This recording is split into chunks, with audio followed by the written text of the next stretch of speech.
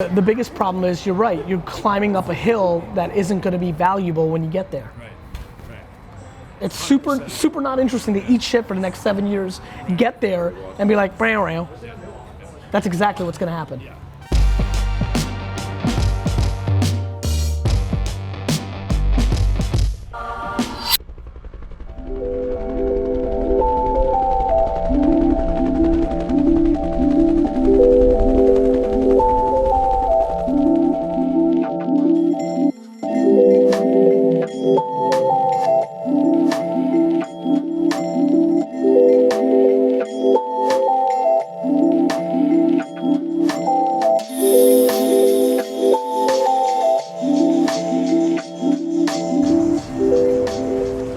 How are you, Steve? Great. And you? Good, man. Yourself? Really good.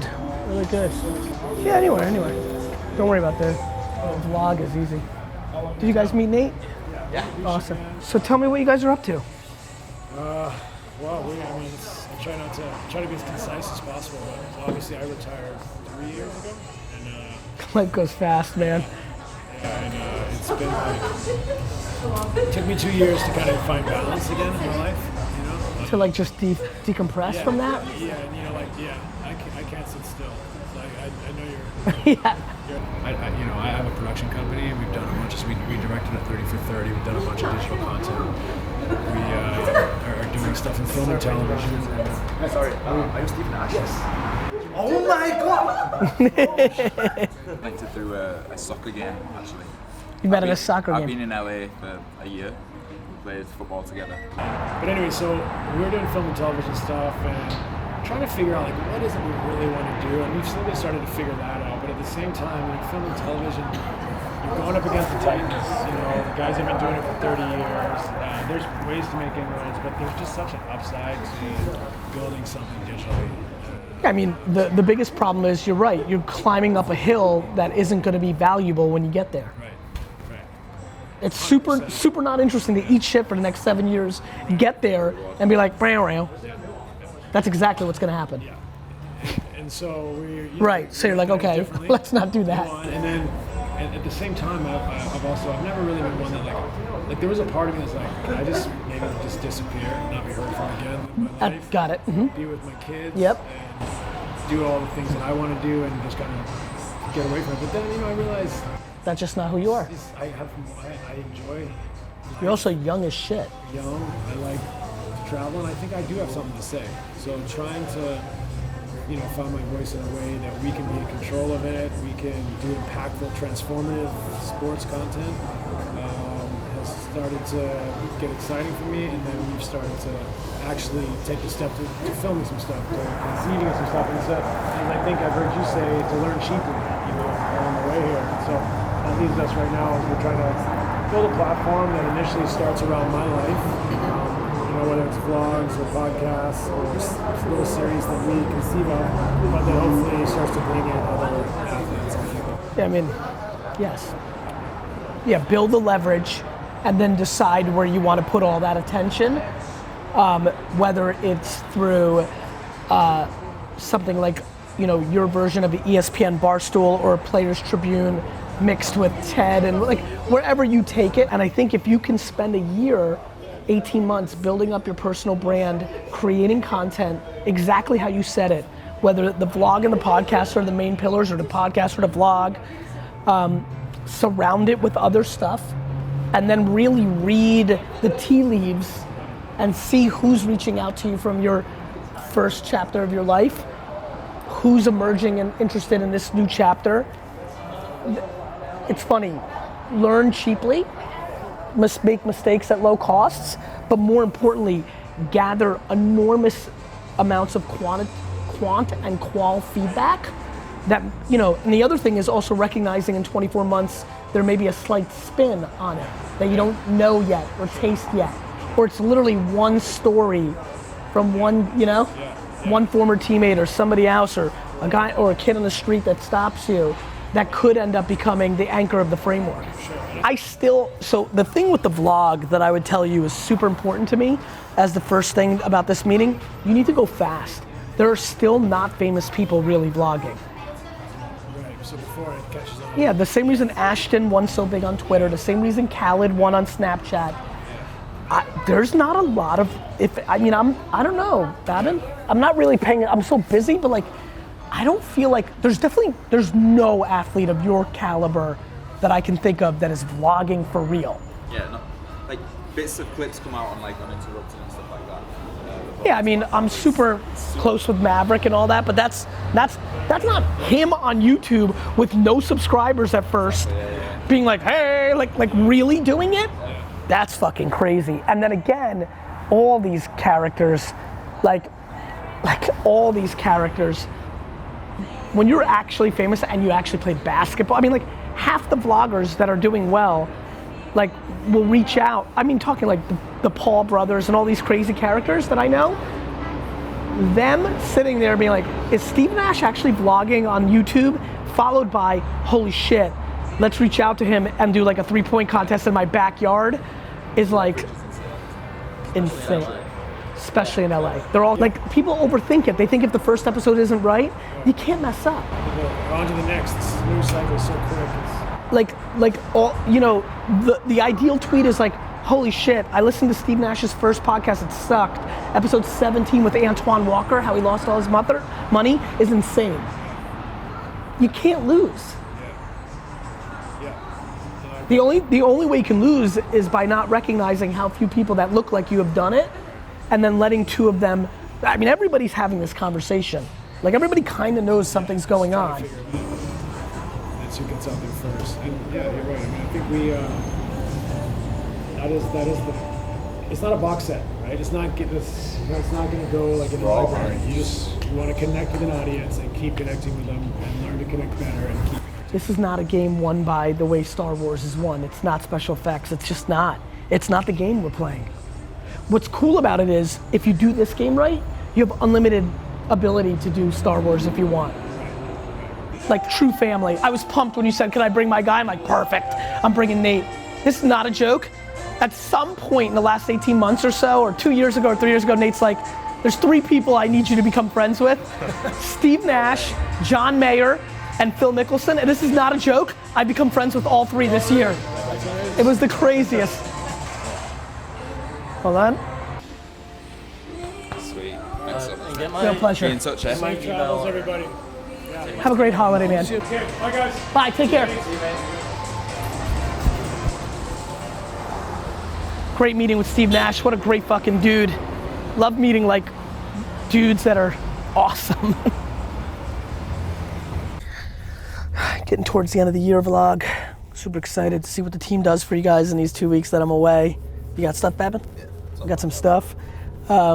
Just wrapping up the year, getting a bunch of contracts signed for 2018. VaynerMedia is looking real good.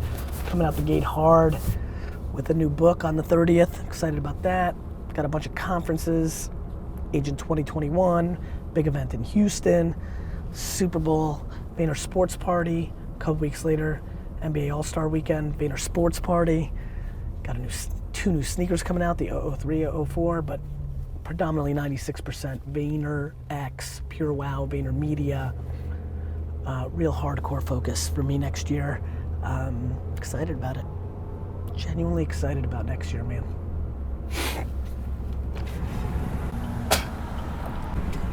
Show that part, I want to hear all the comments. So here's what we're gonna have to figure out, right? Even though I feel the way about you that I felt with my wife, I'm gonna need a couple months of us jamming, right? I also want to know them a little bit. So what we need to think about is, I hear you loud and clear and I love the way you're talking about it. I need to figure out the vibes. We need to figure out how, there's so much good here, right? Like there's so many ways to slice this. I need to be thoughtful of like, I gotta feel comfortable and then I can go fast. You know what I mean?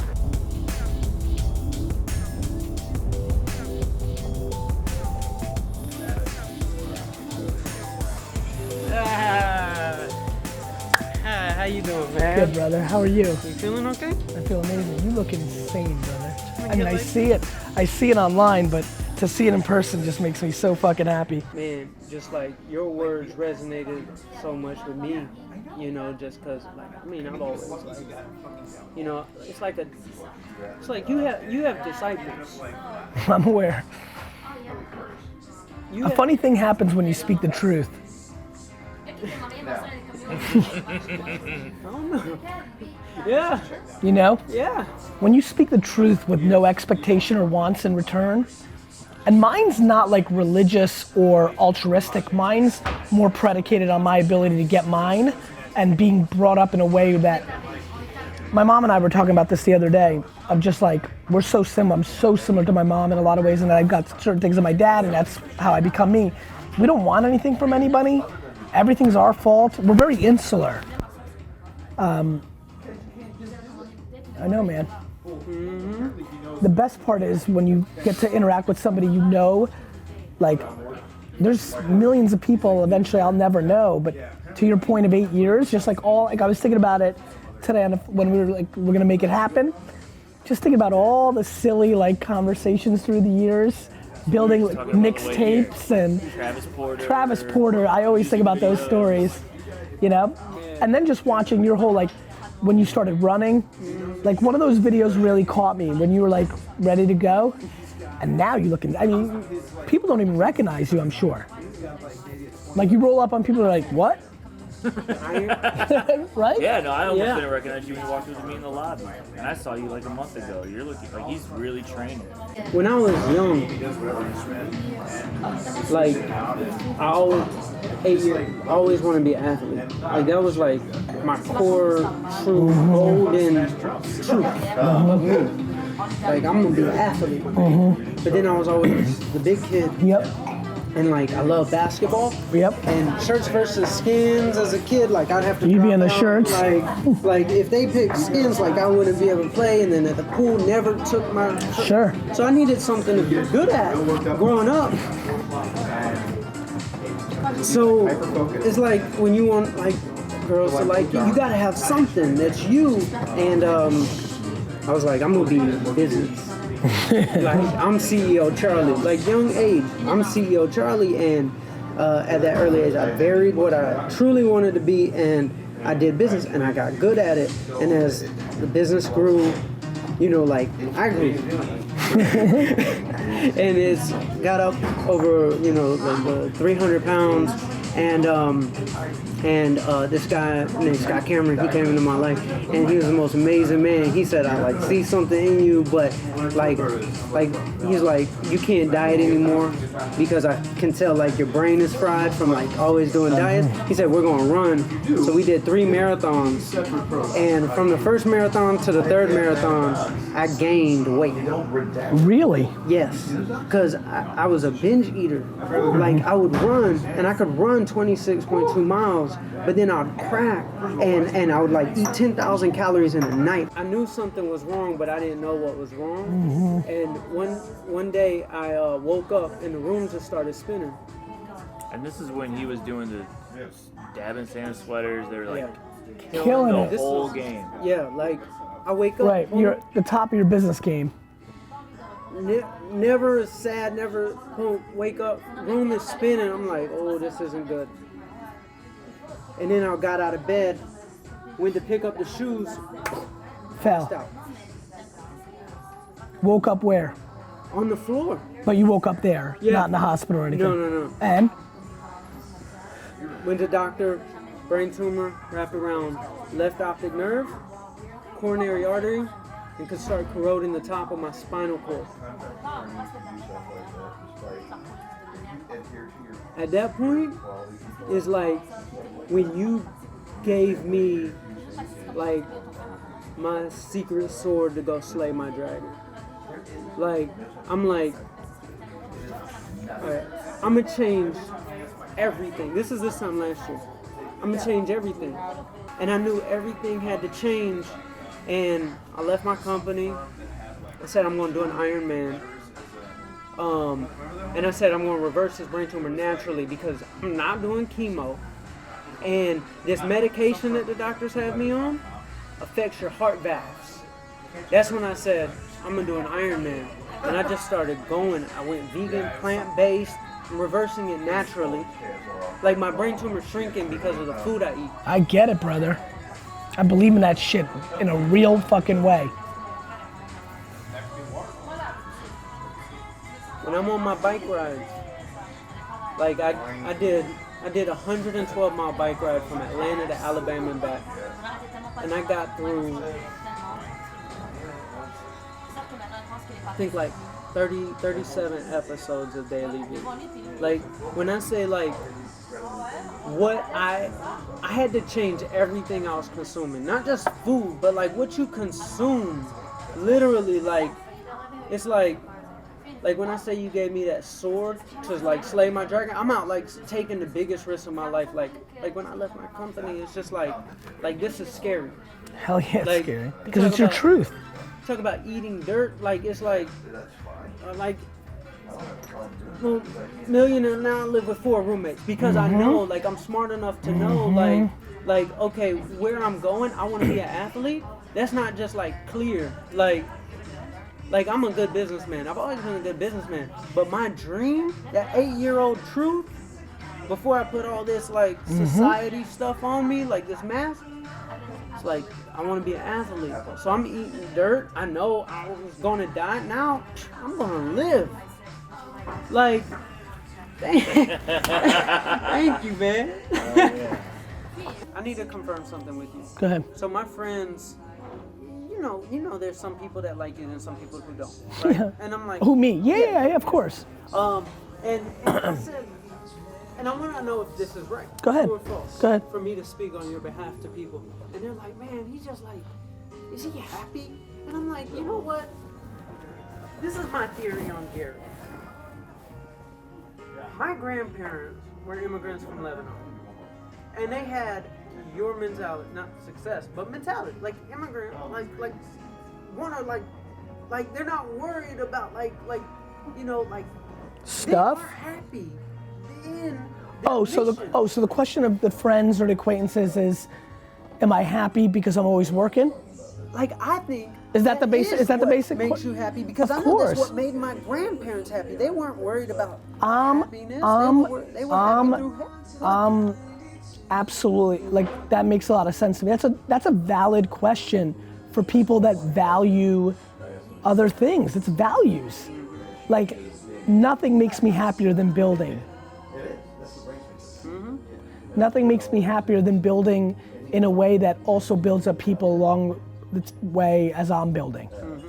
Yeah, I mean, listen, I love working. Like, I get it. Like, my big thing is that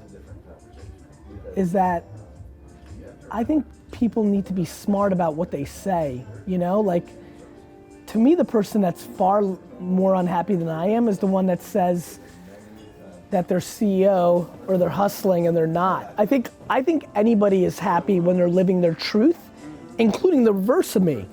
I think the people that I notice that are most happy, that remind me of me, are actually people that aren't working that much, that have found their work-life balance.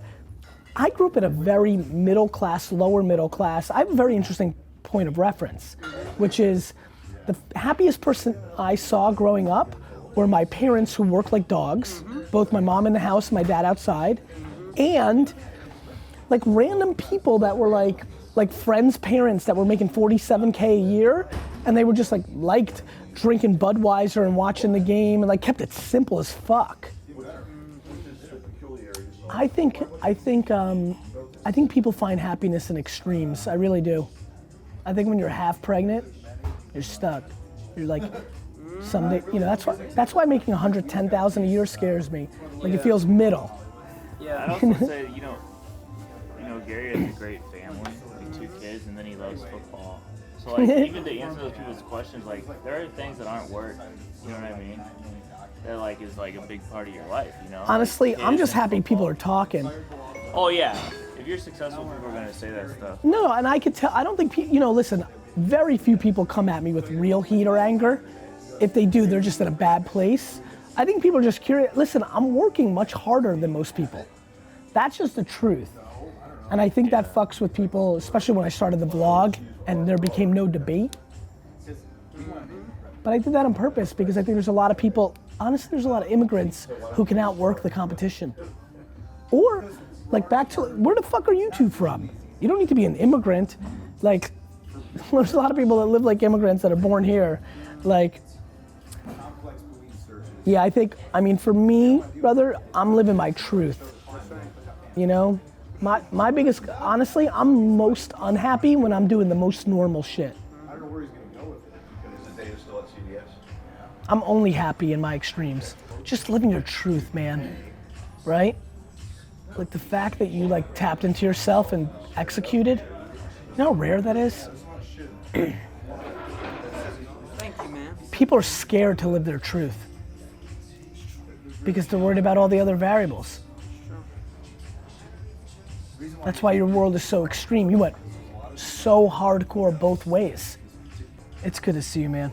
Thank you, man. Thank you for your time, too. Of course, man.